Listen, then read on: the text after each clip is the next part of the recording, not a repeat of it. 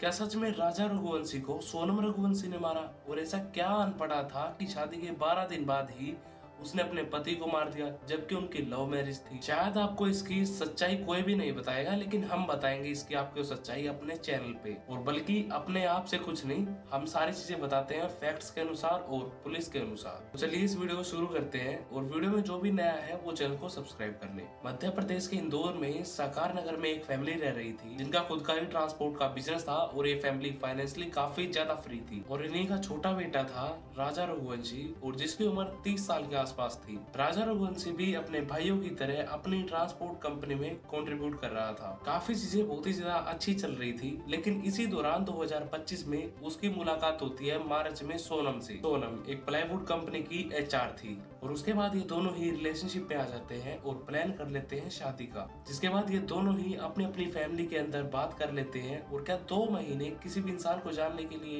Enough होते हैं। खैर धीरे धीरे मामला आगे चलता है, और इन दोनों की फैमिली राजी हो जाती है इनकी शादी के लिए, और उसके बाद इनकी शादी की डेट फिक्स की जाती है, और ये डेट थी 11 मई 2025। जैसा सारी चीजें होनी चाहिए थी वैसे ही ये शादी बहुत ही ज्यादा रॉयल थी, क्योंकि जैसा मैंने आपको बताया ये फैमिली फाइनेंशियली काफी ज्यादा स्टेबल थी। थोड़ा ही टाइम बीतता है, और उसके बाद सोनम राजा को बोलती है कि उसे बाहर कहीं घूमने जाना है, उसको हनीमून पे जाना है। सोनम राजा को कुछ डेस्टिनेशन बताती है, और राजा ये बात बोल देता है कि जो जो तुम बता रही हो उन डेस्टिनेशन पे मैं पहले गया हुआ हूँ। सोनम इसी चीज के चलते हुए कश्मीर जाने का प्लान बनाती है, लेकिन कश्मीर के अंदर कुछ अनहोनी हो जाती है, जिसकी वजह से वो प्लान भी कैंसिल हो जाता है। जिस चीज के चलते हुए इनका प्लान कैंसिल हो जाता है, और ये और डेस्टिनेशन देखने लग जाते हैं, और जिस डेस्टिनेशन के लिए देखते देखते ये कामाख्या देवी मंदिर जाने का प्लान करते हैं।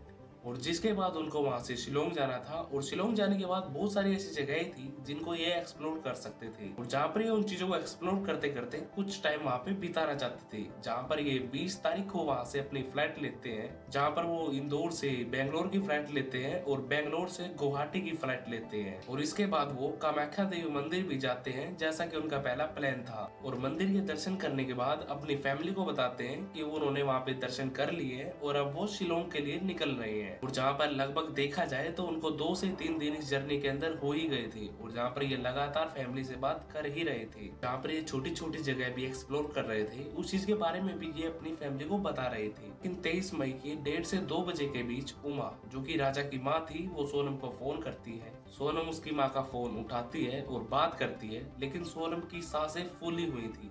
उसकी माँ को ये चीज लगती है कि या तो वो किसी पहाड़ पे हैं जहाँ पर ऑक्सीजन लेवल काफी ज्यादा कम है, या फिर वो ट्रैकिंग या हाइकिंग कर रहे हैं, जिस वजह से वो पहाड़ चढ़ रहे हैं, और सोनम की कुछ सांसें फूली हुई है। जहाँ पर सोनम उमा को बताती है कि वो एक पहाड़ चढ़ रहे हैं, और जहाँ पर ऑक्सीजन लेवल काफी ज्यादा कम है। लेकिन वहीं पर उमा ये बात बोलती है कि तेरा व्रत था, तुझे पहाड़ नहीं चढ़ना चाहिए था, तेरे को काफी ज्यादा प्रॉब्लम हो सकती है, या फिर तुझे ऐसी कुछ जगह घूमनी चाहिए थी जहाँ पर गाड़ी से आया जाया जा सके। लेकिन ऐसे में सोनम उमा को ये बात बोलती है कि अभी वो ट्रैकिंग कर रहे हैं, और यहाँ पे नेटवर्क भी बहुत ज्यादा कम है, वो उससे बाद में कॉल करेगी। ये कॉल कट होती है, और अनफॉर्चुनेटली ये इसकी लास्ट कॉल थी। और सेम उसी दिन एक कॉल सोनम के घर भी जाती है, और उसके बाद ना ही तो कोई कॉल उमा के घर गई, और ना ही कोई कॉल सोनम के घर गई। जिसके बाद उमा ट्राई करती रहती है सोनम का कॉल लगाने की, राजा कॉल लगाने की, इन दोनों का ही फोन नहीं मिल रहा था। और उसी दिन यानी कि 23 की रात उनके लिए बहुत ही ज्यादा कठिन थी काटने के लिए। रात बहुत ही ज्यादा मुश्किल से कटती है, और जैसे ही 24 तारीख आती है वो फिर से उन दोनों को कॉल करना शुरू कर देते हैं, लेकिन उनका फोन फिर भी नहीं मिलता।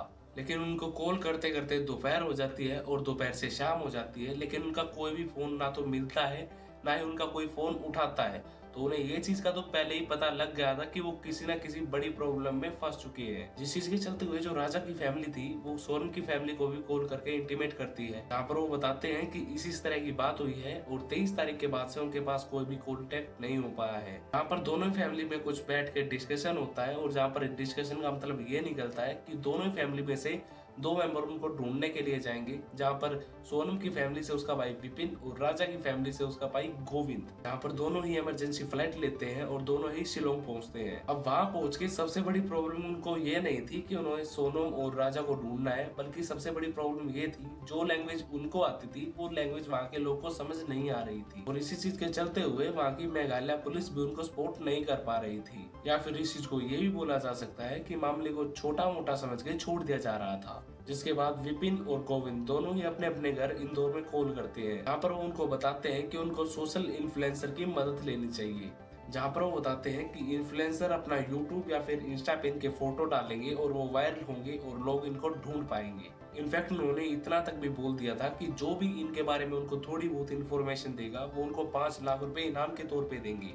जिस चीज के चलते हुए ये फोटोज और ये वीडियोस इतनी ज्यादा वायरल हो जाती हैं कि ये मध्य प्रदेश के सीएम और मेघालय के सीएम दोनों के ही पास पहुंच जाती है। जिसके बाद ये केस बहुत ही ज्यादा हाई प्रोफाइल केस बन चुका था। जब भी कोई केस हाई प्रोफाइल बन जाता है तो उस पर बहुत सारे लोग जुड़ जाते हैं, बहुत सारी टीम जुड़ जाती है और इसी केस के ऊपर वे सारे बैठ के काम करना शुरू कर देते हैं। एट द एंड क्या होता है कि सोनम और राजा इसलिए घूमने गए थे क्योंकि इसमें राजा कोई भी प्लान नहीं था, सारा प्लान सोनम का था और राजा को बस इस ट्रैप में, इस केस में फंसाया जा रहा था। यहाँ पर सोनम उसको मेघालय, शिलोंग वगैरह यहाँ पर घुमाने ले गई थी। वो किसी के कहने के ऊपर, वो उसके ऊपर नहीं ले गई थी क्योंकि वो अपने बॉयफ्रेंड के साथ उसको मिलके मारना चाहती थी। इस चीज का सोनम ने बल्कि सिलेंडर नहीं किया है, लेकिन वो जल्द ही कर देगी। लेकिन अब बात ये नहीं है, बात ये है कि जब सोनम को राजा से शादी करनी ही नहीं थी तो वो पहले ही राज से शादी कर सकती थी। उसने ऐसा क्यों किया? और कुछ ही टाइम बाद ये केस सोशल मीडिया के ऊपर खुल भी जाएगा और यदि कोई हवा सोशल मीडिया के ऊपर चली है तो वो गलत नहीं हो सकती। क्या सोनम ने इस चीज को पर्सनली कुछ किया है या फिर राज वाला कुछ एंगल हो सकता है? जैसे भी जो भी बात होगी मैं आपको सारी चीजें की अपडेट देता रहूंगा। वीडियो पसंद आए तो डू लाइक एंड सब्सक्राइब। मिलूंगा आपसे फिर किसी नई वीडियो के साथ, तब तक के लिए आपका लक्ष्य।